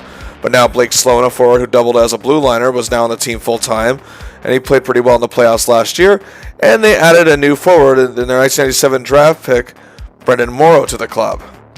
Our hero hungered for more championship success, and also wanted to see this team become a new dynasty, and on the wings of his spectacular performance in the playoffs, he's ready to keep that momentum going. And he does so in the season opener at home when the Stanley Cup banner is raised, as Joe gets a rousing ovation from the Stars faithful, and scores a goal and 2 assists for 3 points in a win over Jaromir Jagr and the Penguins. But then Joe hit a bit of a slump, and also missed 3 games and amassed 5 points total all month, as the Stars were doing okay, but not showing much in the way of dominance. November, however, was a much better month for Joe. He didn't miss a single game in November, with 5 each on goals and assists for 10 points in 13 games. It was an impressive +3. In a 3-game stretch beginning on November 9th, Joe had 2 assists against the Blues in a win, scored a goal and a helper against the Wings in a loss, and then 2 goals against the Capitals in a tie. Another 6 points in 3 games, as we've seen him do quite often. But the Stars were struggling, but Joe had 2 goals, including the game winner in a win over the expansion Atlanta Thrashers, that kicked off a much-needed 4-game winning streak that spilled into December. And Joe would record an assist in each of the 3 following wins of the Thrashers game. Joe's December, however, was looking pretty good as well, and the Stars were finally looking like the defending champions they are. And Joe had a goal and assist in a win over the Florida Panthers, but then 2 games later scored 2 goals against his former team, the Flickering Flames, now led by their current superstar Jarome Iginla. However, in the very next game against the Oilers on December 17th, Joe suffered a terrible bruised chest injury that is going to keep him out of the lineup for 10 games. He returned on January 12th in an OT loss to his former team, the Flames. He notched an assist in the next game against the Canucks in a win, but then after scoring a power play goal against Paul Kariya and the Ducks, he suffered a separated shoulder injury and was now going to miss 2 months, totaling 21 games, bringing his total this season of missing 34, but the Stars surged forward and looked sharp in the absence of our hero. Joe returned on March 10th in a loss to the Islanders, but scored 8 points in 10 games in March, including a goal and an assist against the Panthers. He had 2 points in 5 games to end the season in April. Brian Skrudland had retired, but the Stars acquired veteran Kirk Muller for some playoff depth, as well as tough defenseman Dave Manson, who was drafted the same year as Joe was. The Stars finished 43, 23, 10, and 6. Yes, this is where they started counting OT losses and whatnot. For 102 points, another big season, despite being a bit down from last year, but for the 4th straight season, winning their division, winning the 2nd seed in the West. Despite the rough year for our hero, well, let's see what he can do in the postseason once again, as, yes, it is playoff time. And yet again, it's the Edmonton Oilers as they sit at the 7th seed at 88 points this season and prepare to face our hero and his boys for the 4th straight year. Now coached by former Oilers great Kevin Lowe, the team has made some tweaks. While Guerin and Waite still perform well, Alexei Selivanov has lent more to the club, while Roman Hamrlik remains their top defenseman. Tommy Salo still plays well in net, but can the Oilers bring back the ghost of 97 to haunt our hero? Well, let's find out. Game 1 in Dallas. Their quest for back-to-back cups begins, and the Stars are like a firing squad on Salo, but as good as he is, they managed to get 2 goals on him and win 2-1. Nieuwendyk didn't get much ice time in this game, but did play well defensively in this outing. Game 2, another very defensive-minded game, and the Stars led 2-0 after 2 periods, as the Edmonton Stars have been contained heavily. In the 3rd period, Joe gets the puck to Roman Lyashenko, who sets up Scott Thornton, giving the Stars a 3-0 lead and eventual win, and 2-0 series lead. Game 3 at the Oil Rig, and this Edmonton team comes out flying. They take a 3-0 lead as they hit a barrage on Belfour, and it stays that way after 1 period. The Oilers take a 5-2 lead after 2, and it stays that way the whole game. Our hero is very ineffective in this outing, and the Oilers stay in the series. Game 4, it looks great for the Stars. 2 goals, 18 seconds apart early in the first, but Guerin scores 2 to tie it after 1 period. Bodeno scores early in the second, but Guerin completes a hat-trick, tying it 3-3 after 2. And the Suns-Canadiens line of Keane, Muller, and Carbonova, together with the 40-year-old seasoned vet, scoring the game winner. Our hero remains quiet.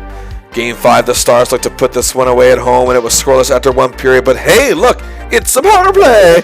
Mikey to Joey to Jamie, who scores to make it 1-0 early in the second, and the Stars would lead 2-1 after 2. The Oilers tied up, but with time winding down, Sylvain Cote to Joe Nieuwendyk to Brett Hall, who scores with just about 5 minutes to play, and that would be the game winner as the Stars beat the Oilers for the 3rd straight season. Well, Joe, like he did early in his career in Calgary, saves his best performance for the series clinching game. His 3 assists in 5 games is pretty good. And while his ice time was limited in a couple games, mainly due to his health, he showed the same spirit whenever he got out there, making sure his team wins.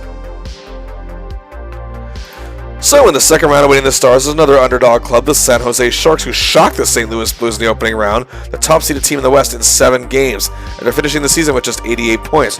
But hey, the talent was there. Owen Nolan had a 40-goal season. Captain Consistency, Vincent Damphousse, had a really good year. Jeff Friesen was also at his best, and Patrick Marleau was continuing to evolve, as they had the durable and strong Mike Ricci, as well as Nicholas Sundstrom, Marco Sturm, grizzled vet Ron Sutter, and Tony Granato. On defense, someone that our hero knows oh so very well, Gary Suter, still playing some pretty good hockey, and joining him was Brad Stewart, Jeff Norton, Mike Thrashy, and Marcus Ragnarsson. In net, they were backstopped by Steve Shields and still coached by Darryl Sutter. Can the Sharks pull off another upset, or does our hero and the Stars have something up their sleeves? Game 1, the Stars are taking a bite out of the Sharks and lead 2-0 after 1. It stays the same after 2 periods, but then, 3rd period, power play, Zubov, Langenbrunner, Nieuwendyk scores his first goal of these playoffs. The 47th playoff goal of his career is 3-0 Stars en route to a 4-0 win, and Joe doesn't look so banged up anymore. Game 2, tight checking and defense all around. The goalies make saves when they have to, but don't face much of a heavy barrage. Modano gets the lone goal. Stars win 1-0. Joe plays well, and he is key in why the Sharks, stars such as Damphousse, have been contained and yet to score a goal in this series. Game 3, we're off to the Shark Tank. The Stars lead 1-0 after 1, and our hero and the gang have now how the Sharks scoreless for 7 periods. How that, however, changes in the second as Ricci and Nolan score and Shields is marvelous in net. The Sharks are still in this thing. Game 4, after a low-scoring series so far, things are about to change. It's back and forth in the first period and tied 2-2 after 1. In the second, both teams obtain shorthanded goals 3-3, but then the Golden Brett jets it to Morrow, and Joe scores. It's 4-3 Stars. The Sharks again tie it with 1:53 to play in the second period. Scotty Thornton, Jamie Langenbrunner, Joey Nieuwendyk, baby! His second goal of the game. 5-4 this Dallas leads. Belfour is great the rest of the way, and that's how it ends. So, oh yes, that Joe gets that, what's it called? Game winner! Game 5, the Stars, like in the prior series, can finish this thing off at home. And midway through the first period, Thornton to Langenbrunner. His 4th goal of this series. It's 1-0 Stars. Thornton makes it 2-0, and it stays that way after both the first and second periods. In the third, Hull and Cote score 41 seconds apart. The Sharks break the shutout, but that's all they have. And the Stars take it in 5 games. Yeah, that's right, and for the 3rd straight year, we were off to the conference final. Joe's performance in Game 4 was definitely a major highlight, showing the spark he had last year, but it was also his defensive play in this series that was the immense difference maker as they trapped the Shark Stars all the way through. And oh boy, here we go again. A rematch of last year's conference final. As standing in the way of the Stars once again was the Colorado Avalanche, who had an excellent season once again with 96 points. They tossed up the Coyotes and Red Wings in 5 games each. Both teams poised to make it to the big dance. The Avs team was intact from last season, though they did not hang on to Fleury. But during the season, they managed to acquire one of the greatest defensemen of all time, Ray Bourque, who left Boston after 21 seasons. In addition to him, they also got Dave Anderchuk, the power play powerhouse in that very same deal. Also, former Stars forward Dave Reed, who was great in the playoffs last year, is now part of the Avalanche. Game 1, the Dallas fans are psyched, but after a scoreless first period, the Avalanche score 2 goals. Wall gets a 24-save shutout. The Stars lose at home for the first time this postseason. Deja vu, maybe. Game 2, after a scoreless first period, the Avs strike 25 seconds into the second, but 2 goals from Medano make it 2-1 after 2. Hull scores early in the third to make it 3-1. Dallas hangs on to a 3-2 lead. Our heroes playing very aggressive, amassing 6 penalty minutes in this game, but either way, this series is tied. Game 3, we are off to the Rockies, and the Colorado is all over Belfour and managed to get 2 goals because of it. And oh yes, Waugh gets another shutout, and the Avs take a 2-1 series lead. Joe is nowhere to be found much in this one. Game 4, it's got to be up to our hero to start something in here, and well, what do you know? He does. Power play. Scotty, yes. Jamie, hell yes. Joey, mega yes. A goal to strike first, and the Stars take a 2-0 lead after one, en route to a major 4-1 win to tie the series. Oh man, that's 2 as we shift back to the Lone Star State. Game 5, the Avalanche lead 1-0 after one, and Waugh isn't facing much action as the Colorado defense is again unstoppable. However, the Stars figure it out the second and take a 2-1 lead after 2. But the Avs tie it early in the third, and we're out to OT. Cue Joe. He's ready to end this thing, and indeed, 12-10 into the extra frame. Thornton, Matvechuk, Joe the hero wins it for Dallas. Another huge game winner to add to his list. An overtime goal, and the Stars take a 3-2 series lead and have the Avalanche against the wall. Game 6 in Denver, it is scoreless in the first, and in the second, Ray Bork shows us how bad he wants the Stanley Cup. He has yet to achieve, scoring his first goal of these playoffs, but Hull's power play marker tied at 1-1 after 2. Time is winding down, and we could be headed for another overtime, but Bork sets up a goal for Chris Drury with 3:51 to play. Our hero is contained in this one. We're off to Game 7. And indeed, the 7th and deciding game in Dallas, and Belfour is simply incredible here. And the Stars respond with 3 goals, leading 3-0 after 2 periods. Just 20 minutes away after another Stanley Cup berth. But the Avalanche refuse to give up and make it 3-2 in the third. Lots of time left, but Joe is playing with all his might, trying everything he can to build on the Stars' lead and put this game away, trying to keep Colorado forwards at bay. But time winds down. The Avs are pressing. 5, 4, 3, 2, 1, 0! The Dallas Stars for the second straight season are going back to the Stanley Cup Finals. And Joe's memorable OT game winner in Game 5 is something many Stars fans still talk about to this day as well. It was a tough series for Joe other than that moment, but hey, either way, his work ethic and passion were once again on full display. Crazy to think that just 2 years prior to this, the majority of Joe's playoff success took place a decade before. Now he's on the verge of helping his team to back-to-back championships, now playing in his 3rd Stanley Cup final. Adversity is something he has faced all throughout his career with injuries and other setbacks, but he wants another cup ring, he wants to see his name marked on the Holy Grail for a 3rd time, and now he has that chance. Awaiting them was the team that helped usher in this new era of hockey, the New Jersey Devils. But since their shocking cup win in 1995, this is the first time they made it back to the big dance, despite quite a few clubs that could have done better in playoff time in recent years, but they are back. And despite another good regular season finishing with 103 points, just 1 mere point ahead of the Stars, a lot of inner turmoil regarding coach Robbie Ftorek had surfaced. And he was actually fired late in the season, as assistant Hall of Fame defenseman Larry Robinson took over the reins. And Joe had faced Larry in the 1989 Stanley Cup Final, as Larry was Montreal's star defenseman. The Devils' journey wasn't easy getting back to the big game. Despite a big sweep over Pavel Bure and the Panthers, it took 6 games to take out Cujo and the Leafs, and then 7 to take out Lindros, Recchi, and the Big Bad Flyers. The defense was beyond dangerous and vicious, led by team captain and 18-year veteran Scott Stevens, who was playing some of the best hockey of his career. And also Scott Niedermayer, who was among the league elite. Also Brian Rafalski, venomous Ken Danico, and late-season addition Colin White. Up front, things weren't too shabby either. Patrick Ilias lit it up with 35 goals. Rookie Scott Gomez made quite a few waves. Peter Sikora had a great year. Bobby Holik showed tremendous two-way skills. Randy McKay was a key asset. And late in the season, they had acquired Russian sensation Alexander McGillney. And returning to the club after 4 years was the man who won the Conn Smythe Trophy as playoff MVP for their cup in '95, the nasty yet result-obtaining Claude Lemieux. And in net to top it off, he had one of the best in the game in Martin Brodeur. So now it has come down to this. 2 teams who have perfected what hockey in this era had become. Now the question remains, just who was the best? Game 1, we begin in New Jersey, and it's an embarrassment. Despite the game being tied 1-1 after 1, the Devils rips the Stars to shreds, leading 4-1 after 2 and eventually 7-1 en route to a 7-3 win, thanks to big games from Ilias and Sikora as Joe sees limited ice time in this one. Game 2, the Stars are refocused, and Joe is doing everything he can out there. And the game is tied 1-1 in the third period. And with time winding down, 4:16 left, Hull scores the game winner. The series is tied as we head south.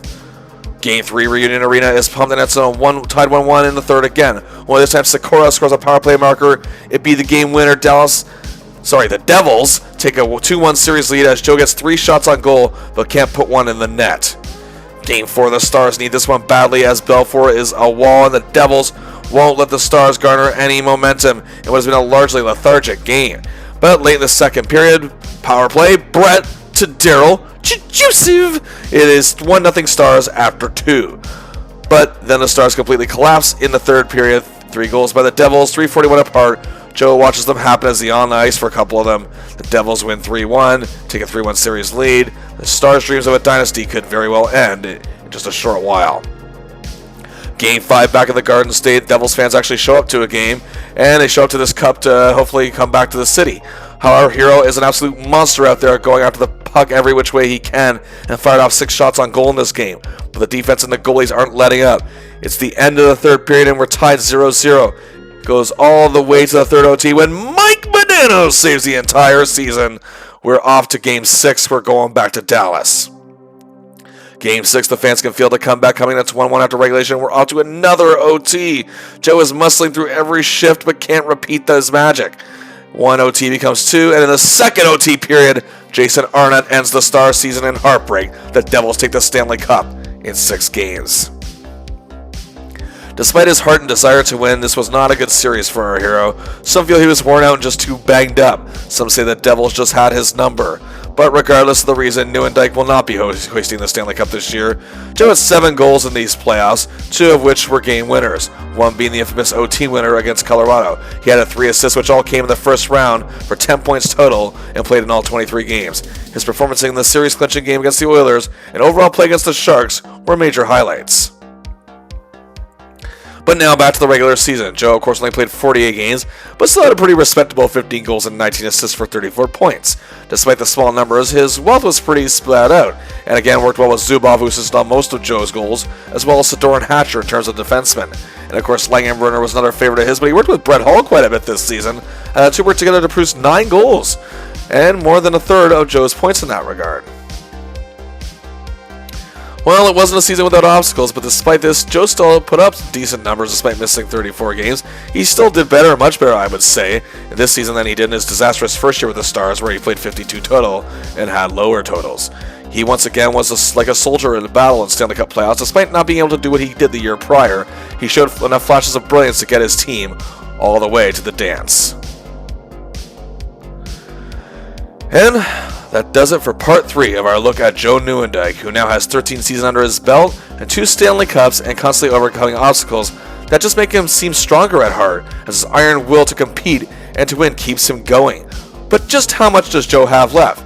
I will say this now, his time in Dallas isn't quite up yet, but in part 4, we take a look at the more accomplishments and milestones Joe is determined to reach, and will do everything he can to make his body hold up to make sure that happens. And indeed, also new journeys await him, so stay tuned for part 4. And until next time, I'll see ya.